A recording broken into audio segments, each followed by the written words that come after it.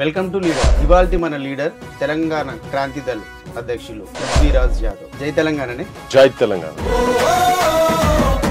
ఎందుకు మీరు rebel star మారారు? ఎందుకు మీరు ప్రజాగలం వినిపిస్తున్నారు? చంద్రబాబు మీద అదే పని చేసిన, రాజశేఖర్ రెడ్డి మీద అదే పని చేసిన, కిరణ్ కుమార్ రెడ్డి మీద అదే పని చేసిన. కాకపోతే మీరు తెలంగాణ కోసం పోరాడుతూనే ఉన్నారు, కానీ కేసీఆర్తో లేదు. భాష ఒకటి ఉంటేమి బ్రతుకు ఒకటి ఉండాలి. గోంగూర పచ్చడిని కోరదోయి మన జీవ, కాళ్ళు చెప్పులు లేక కదలదోయి అడుగైన నిండు దుస్తులు లేక ఉండలేమో మనం. తెలంగాణ సోదరా తెలుసుకోని బ్రతుకు మోసపోతీవ నీవు కోసపడతావు అని రాసినప్పుడే. తెలంగాణ నేతలు చాలా సీనియర్ మంది, ముచ్చర్ల సత్యనారాయణ గారు అని చాలా మంది నోటి చెప్తూనే ఉంటారు, కానీ ఎందుకు వెలుగులోకి రాలేకపోయాడు? కేసీఆర్ తోని కాంప్రమైజ్ కనుక అయ్యేది ఉంటే ఆ సంజీవ్ రెడ్డి పాట అనేది చాలా అసలు ఆ రోజులలోనే అసలు ఒక్కసారి అది పాడరా. సంజీవరెడ్డి మామ, సంజీవారెడ్డి మామ, అయ్యయ్యో రామ రామ సంజీవరెడ్డి మామ. అప్పుడే సంజయ్ రెడ్డి, నీలం సంజయ్ రెడ్డి పైసా కూడా కొడదా అని చెప్పానని बगल में अपना बस्ता कटोजी घर का रास्ता जुड़ता ना अपना रिश्ता शैतान और फरिश्ता उठाओ बड़े सर पर अब अपना साधो सामा संजीव रेड्डी मामा. మీరు వచ్చిర్రు తెలంగాణ ఉద్యమంలో, మీరు తొలినాళ్ళలో కేసీఆర్ తో పనిచేశారు. అంటే ఎక్కడ మీకు విభేదం వచ్చింది? ఎక్కడ అతనితో విభేదించి మీరు బయటకు వచ్చి స్వతంత్రంగా పోరాడారు? కేసీఆర్ అనేట ఆయనే విద్యాధర్ రావు తోటి వెల్మైన మంత్రి ఉండే, ఆయన తోటి చంద్రబాబు నాయుడు తోటి కేసీఆర్ దించడానికి మీరు సకల ప్రయత్నాలు చేశారు, అనేక పోరాటాలు చేశారు. కాంగ్రెస్ రాగానే కూడా అంటే 1-2 months లోనే పూర్తిగా వ్యతిరేక గలం అనేది మీ నుంచి స్టార్ట్ అయింది. సాకలైన మా మనవానికి కనీసం వైద్యం అందలేని భువనగిరి టికెట్ పృథ్వీరాజ్ యాదవ్ ఆశించిండు, అది చివరికి ఇవ్వలేదు అనేది కూడా ఒక ప్రచారం జరిగింది. ఇది ఎంతవరకు వాస్తవం? ఈ ముఖ్యమంత్రి కాదు, ఈయన బాస్ కూడా బాగా ప్రయత్నం చేస్తే ఈయన బాస్ తో కూడా కాలేదు.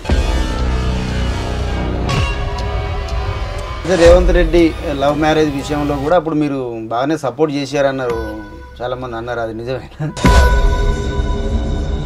అరే కుటుంబాలు కలుస్తారంటే కలవనిస్తలేడు భయ. ఆయన Revanth Reddy is not interested అని చెప్పింది ఆమె.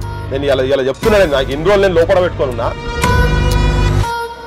అంటే ఏ ముఖ్యమంత్రి వచ్చినా కానీ ప్రభుత్వ ఆసుపత్రులని నిర్లక్ష్యం చేస్తున్నారు, నీరు గారుస్తున్నారు. ఎడ్యుకేషన్ ఇన్స్టిట్యూషన్స్ కానీ సేమ్ పద్ధతిలో ఇదే బరాబర్. ఎడ్యుకేషన్ ఇన్స్టిట్యూషన్స్ లో కూడా వీళ్ళకి వాటాలు ఉన్నాయి, వీళ్ళకి పర్సంటేజ్లు పోతున్నాయి, ఎమ్మెల్యేలకు పోతున్నాయి, డైరెక్ట్ ముఖ్యమంత్రి దాకా పోతున్నాయి.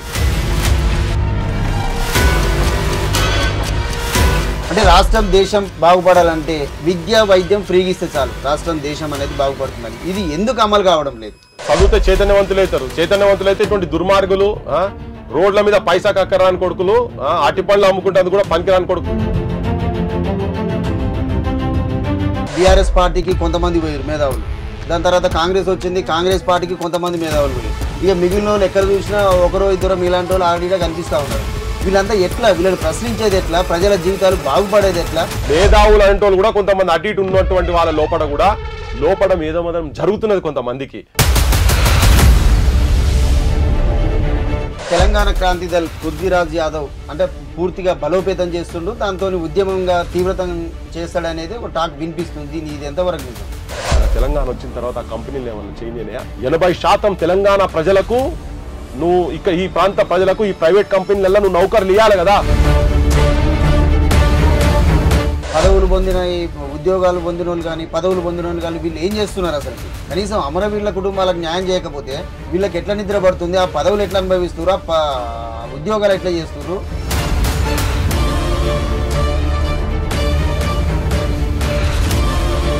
ఈ భూమిపుత్రుల మీద పైసంత ఇసుమంత గౌరవం లేనటువంటి వ్యక్తుల చేతులలో నరహంతకులు.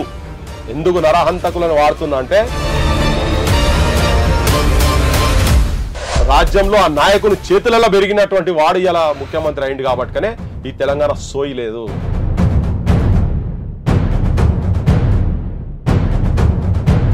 అంటే ఈ మధ్యన జరిగిన మంత్రివర్గ విస్తరణలో బీసీలకు ఎంతవరకు న్యాయం జరిగిందంటారు? ఎవరికి ఇష్టం లేకున్నా బీజేపీ కూడా ఇప్పుడు కులగణన కాడికి చేస్తాను వచ్చింది. కాంగ్రెస్ లకు అపోజిషన్ లో ఉన్నప్పుడు ప్రతిసారి ఇవి గుర్తుకొస్తాయి. కవిత బయటకు వచ్చి పార్టీ పెడుతుందనే ఒక ప్రచారం జరుగుతుంది. కుటుంబంలో ఏదో విభేదాలు వచ్చేసినాయి, తనకు దూరంగా ఉన్నది. దీన్ని మనం ఎట్లా చూడొచ్చు? తెలంగాణను మొత్తం సర్వనాశనం చేసినాం. నిలువులో మొత్తం గ్యాంగ్ రేప్ చేసిరు, మొత్తం కరప్ట్.